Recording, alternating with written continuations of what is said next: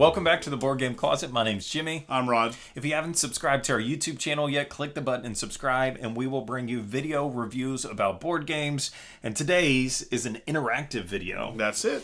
So, first thing we want to say is, Jerome, the wait is over. Exactly. Here is our review, Here's our review of Assault of the Giants. No more waiting. We are going to get right into it. So in our interactive video, we take comments that people have posted, and then we get to read them, and so you are interacting with us. So on our next video that we do... You become part of the video. You're in it, man. You're a part of the video review. So today we're going to give you a buy it, play it, hate it rating on Assault of the Giants.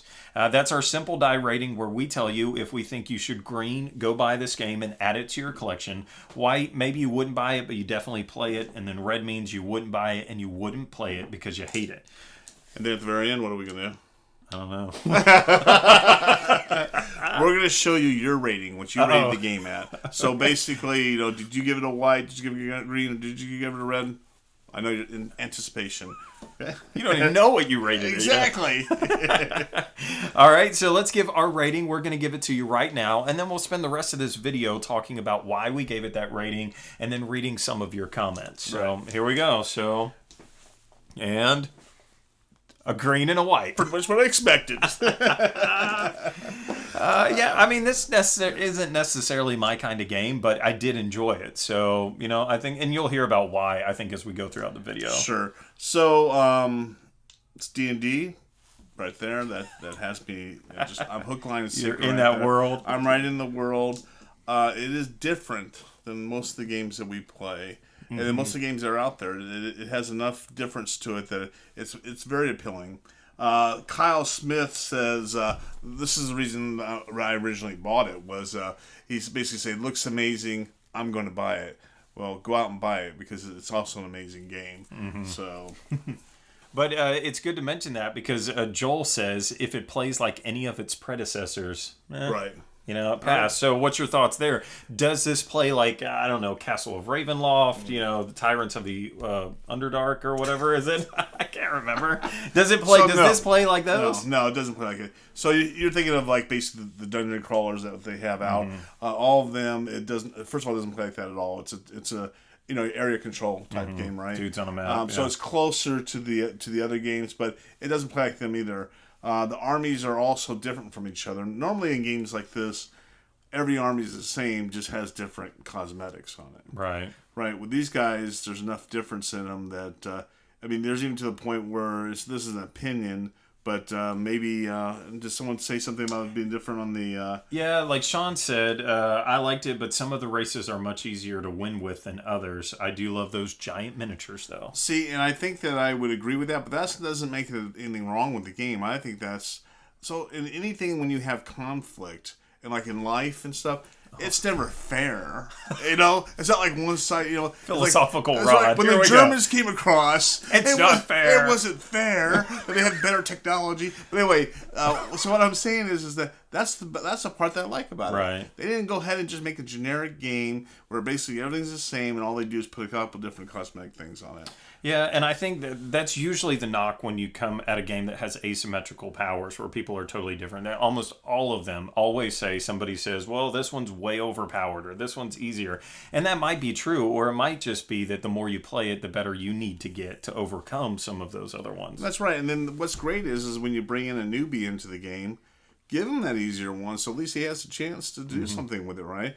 And that's one of the things I like to say about this game is 6 players, right? And I really think that you need to play 6 players. Yeah. You can do 5, even 4, but I think you play them all, and you want to play them all. Because the NPC part of it I didn't like, but you got to play them all because you get all the flavor for all the giant races. Well, and along those lines, I heard someone say that because there's no 2-player version of this game, they said they're not going to buy it. Which okay, I understand that might be your case, but I actually read that the designers of this game, they played it with just 2 people. They said it would work, but they said it was just a bland experience. Sure. So they didn't put 2 on the box. And I actually say bravo, Yeah, definitely. Because a lot of companies won't do that because they know that there are people that would pass just because it doesn't say 2 on the box. Right. Yeah, no, I definitely agree with you on that. I mean, that's one of the things that really has, with this game that I do like about it is that there is so many people playing, for one thing. I personally think there's enough games out there with more than 4 players. Right, yeah. So this allows us to have a bigger group playing. 6 people. Exactly. It gives a different experience for everybody playing on the most part. Like when it comes to the combat, each one of the units has its own die when it comes to combat, so each one of the giants. They also have different things and different abilities that are pretty wide varying on what they can do or not do. They start off in different locations, so it does take different strategy on what you're going to do. So, no, I thought this was a very excellent game. So let's give you a basic overview of the game so you can kind of get a feel for how it works and what makes this game unique from other dudes on a map game. Right. So everybody has their own individual giants that do have special abilities that are just for them and special goals that they're going to be trying to accomplish. So you have event cards that are just for them. And they even tell you, which I think is great, in the box, in the instructions on what you should be doing if you have this race of giants. Like your best thing that you should do is spread out, conquer these lands, score points. And that's how. So I do think that that's pretty unique. So there are races that you don't get until you get to the higher player count. So they actually tell you which races you can play if it's only a 3-player game, right, or only a 4-player game. And so to your point, if you want to play with everybody, get all 6 people at the table and you play with all 6 races. Exactly. And so the coolest part of this game is the command deck. And so everybody has a deck of cards. Some of the cards are different based off of your race, but on a turn you're going to be playing a card down onto the table in front of you, and the order that you play them is really important. So they have a top ability that just says something, and you get to do that.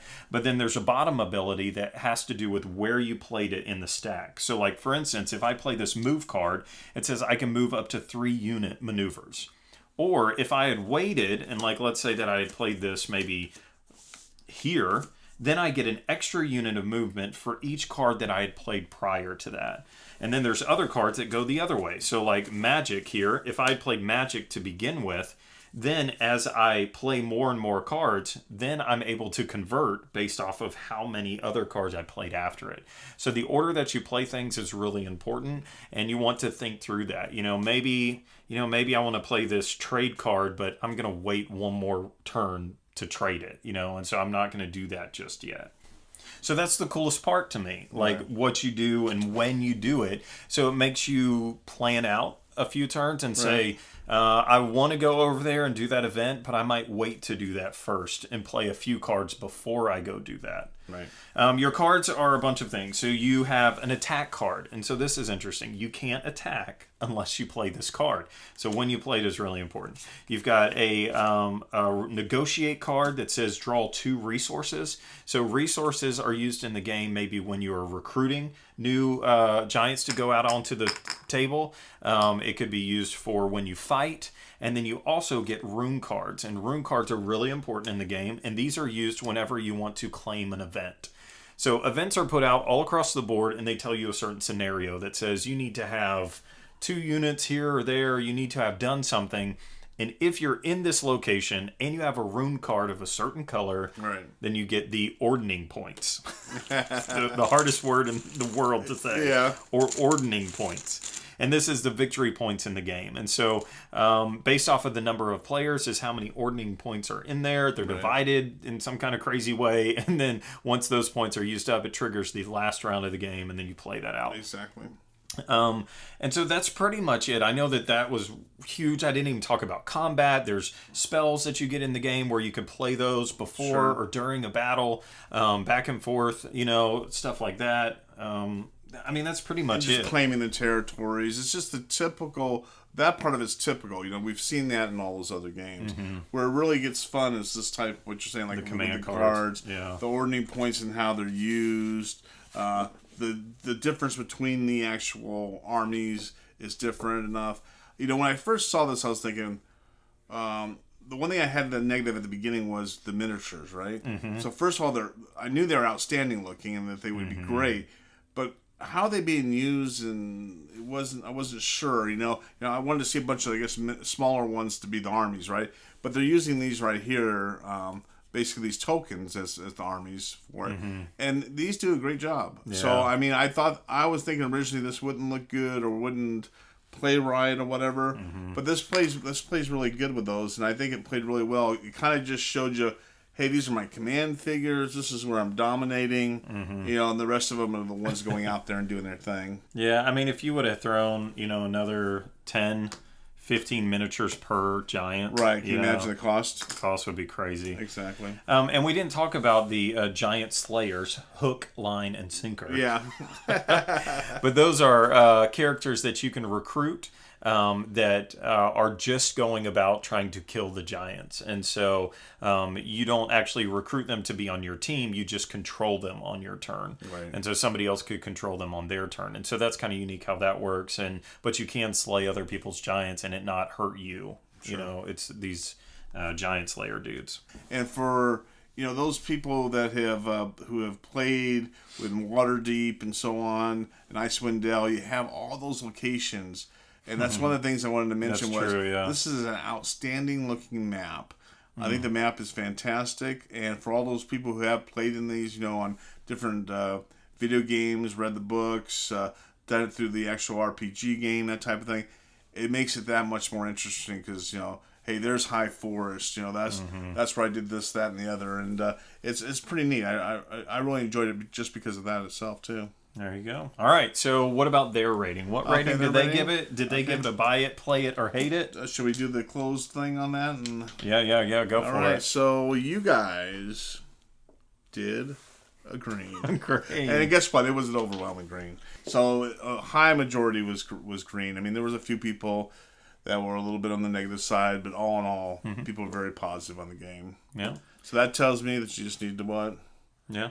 Go out and buy it, right? Go out and buy it. Exactly. And Jerome reminds us that there are actually two versions of this game. Oh, yeah. There's a standard game that comes unpainted or a premium version where right out of the box, if you're non-painted, talented like me, then you could buy that version if you want. Exactly. But you'll have to pay for it. Here's what you do. Buy 2 games, just have a friend or something paint the other ones. But they are neat miniatures and they'd be great for painting. Yeah, that's true. They would be awesome. So, all right, that's it. So we've got more interactive videos and we want to use your comments. So the next time we post a picture, comment, tell us what you think about the game, and you might see your comment in one of our videos. Right. All right. So as always, support your local hobby shop. Do it. All right.